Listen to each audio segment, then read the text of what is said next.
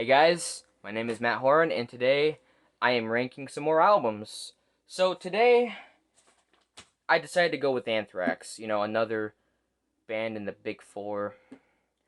Um, Only difference from my previous video, I don't have any of Anthrax's albums. Matter of fact, I don't have any of my favorite band's albums except Metallica, Iron Maiden, stuff like that, and even a Cannibal Corpse record. Other than that, my record collection is not that diverse. I mean, then again, we live in a time of technology. But enough chit chat. Let's get right into the video. So, coming in at number 11, right at the bottom, I decided to go with Stomp 442. Probably the most far from the classic Anthrax sound. It's not a bad album, but it's just not up there. It's just not even close. It's too grungy for me. I mean, the songs weren't that strong. Nothing was actually a pretty decent track, not gonna lie. But other than that, way too far from the classic Anthrax sound. Same thing with Volume 8, The Threat is Real, coming in at number 10. Again, not a lot of strong tracks. It's just not doing it for me. Excuse me.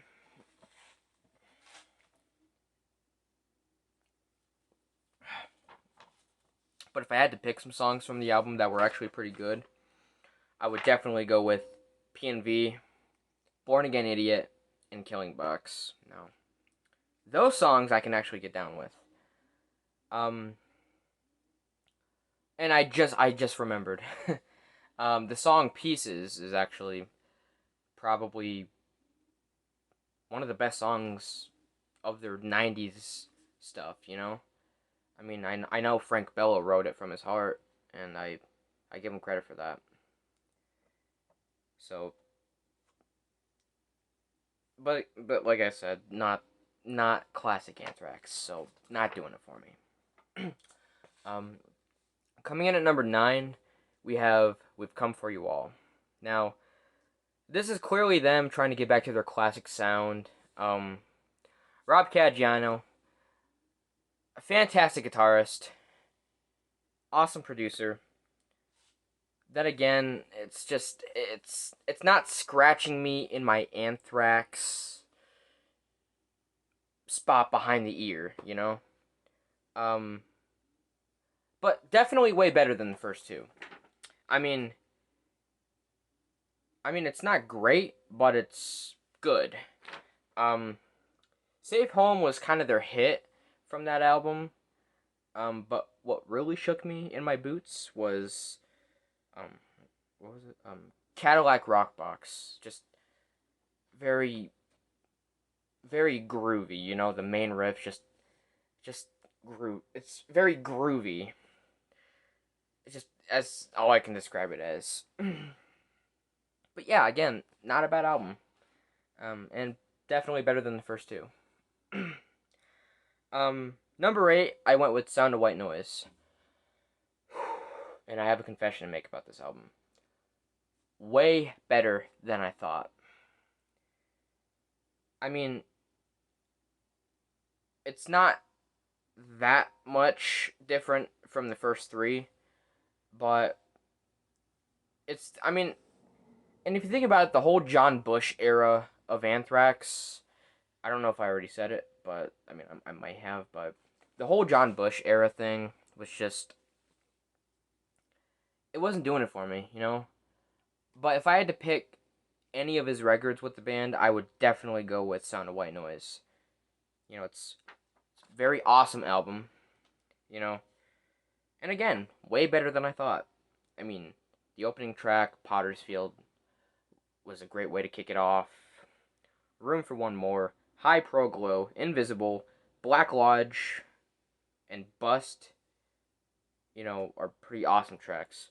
And if I had to say one thing about Bust, it's it's that type of song that you play when you're going to war. I mean, if you hear John Bush, he's going for it. All the instruments is just. I mean, imagine yourself in like a ditch, in World War I. You hear that song playing.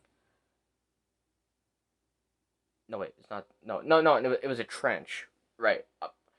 My mistake. Imagine yourself in a trench. You're fighting.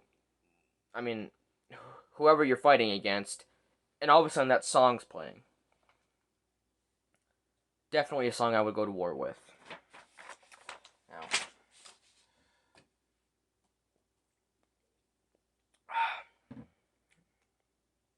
whew. So, coming in at number 7, I decided to go with worship music. Joey Belladonna's back in the band.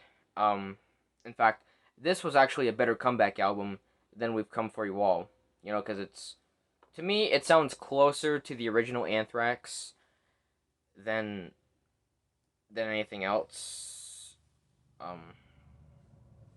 The Devil You Will Know You, Fight 'Em Till You Can't, In the End, Judas Priest, Crawl, Revolution Screams, and the bonus track Noise are just very, very strong tracks. Excuse me. I mean, those are the songs that actually took me quickly. The other songs I could still get used to, but again, not a bad album. It's just good. It's great. Now, coming in at number 6, we got the debut, Fistful of Metal. Now, this was definitely a strong record to start your career with, if you were an Anthrax member during that time. Again, definitely not what you would consider classic Anthrax. I mean, in my opinion, it's pretty close, but not quite there yet. And of course, 2 of the members that were on this album would only be on this album. Neil Turbin, who was their singer at the time, and of course, bassist Dan Wilker. Neil Turbin had a pretty strong voice. And it fit the sound of the record perfectly.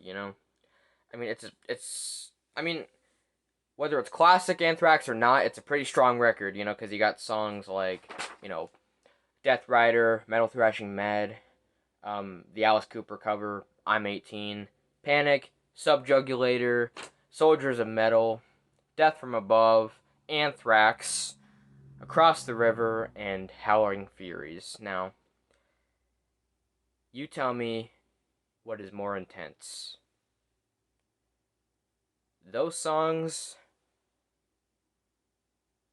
or the bottom of this list?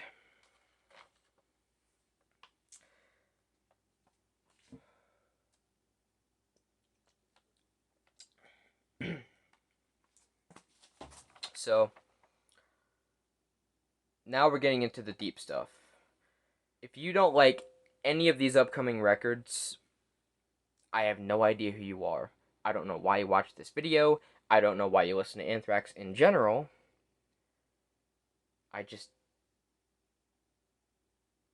I'm kidding, of course. Again, it's my little joke. You don't have to like these albums, but it's just you can have opinions. I just think, why wouldn't you like these albums? So number 5, we got For All Kings. Probably the closest newer record, the closest we'll ever get to the classic Anthrax sound in this time, Probably their best album in years, You Gotta Believe, Monster at the End, For All Kings, Breathing Lightning, Suzerain, Evil Twin, Blood Eagle Wings, Defend Avenge, All of Them Thieves, Zero Tolerance, which was blistering fast, very aggressive, and of course, Vice of the People. They're all strong tracks, you know. They even did a cover of the Kansas song "Carry On Wayward Son," which is, it's actually pretty good. Probably not as good as the Kansas version, but definitely their own little take on it. Excuse me. The Dr. Pepper's getting to me.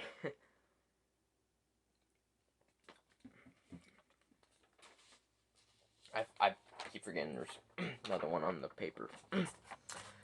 So, coming in the number 4 spot, we have Spreading the Disease. It's just an outstanding record. I mean, this is when they first started to develop into classic Anthrax. This was the album, the first album with Joey Belladonna. He brought a new punch to the band. Frank Bello comes in for the first time. He's amazing as well. Frank Bello will always be a bass god. He'll always be a god. Just a god. All songs are super duper strong. AIR, Lone Justice, Madhouse, SSC, Stand or Fall, The Enemy, Aftershock, Armed and Dangerous, Medusa, and of course the blistering closing track, Gung Ho. Now, are you gung ho about this record? Because I certainly as hell am. So, coming in at number 3, most of you might find this very surprising, but stick with me. I went with State of Euphoria. It's a magnificent record. It's so underrated. It's not even a joke. I mean, people think that it's just a watered down piece of crap, but to me, it doesn't sound that much different from any other classic Anthrax album. I mean, be all, end all, out of sight, out of mind, make me laugh, antisocial, who cares wins, now it's dark, Schism, what was the name of track 8? Misery Loves Company. I haven't listened to that one in a while. 13, which is a small, but again, strong track. And of course, Finally. Now, all of these songs are just amazingly strong. I mean, I don't care what you guys say about this album, it deserves to be in the top 3. Now, coming in at number 2, the album that you all expected to be number 1, and I apologize for that. Coming in at number 2, we have Among the Living. I'm probably going to get a lot of hate for this. Why did I put Among the Living at number 2? I want to explain. It's just a perfect album all throughout. All the songs are just brilliant pieces. They're just pieces of art that came together like that, I mean, it's one of their best records. Is it number 1? No, but it's one of their best records, I mean, Among the Living, Cotton and Mosh, I Am the Law,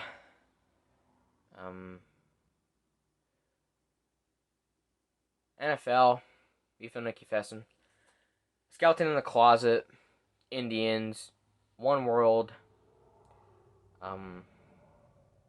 ADI, Medley, Horror of It All, and Imitation of Life. Now, just outstandingly strong tracks. Okay? And again, came together like that. I mean, if you guys think I should have put it at number 1, I apologize for the inconvenience. It's just my opinion.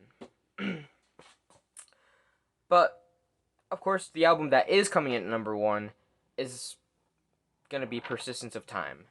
Now, it's definitely their finest album by far. It's my favorite Anthrax album. I mean, I'm sure any number 1 album by any band would be my favorite album by them.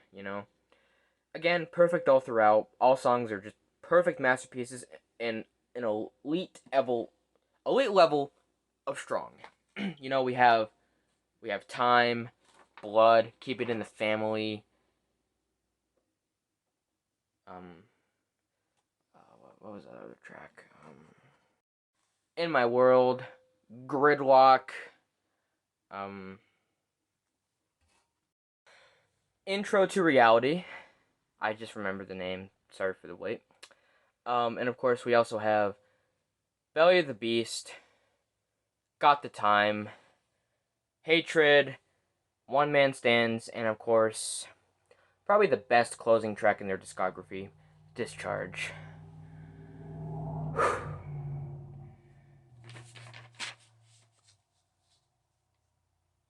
The most perfect Anthrax album in their career.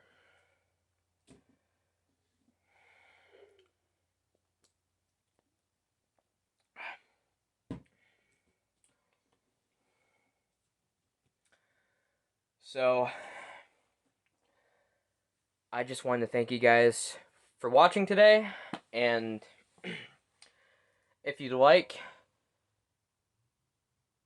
how about you rank your favorite Anthrax albums in the comment section below? You know, you can rank all of them, you can rank, their best ones, rank their worst ones, let's just see where it goes. And until then, I'll see you next time. Peace!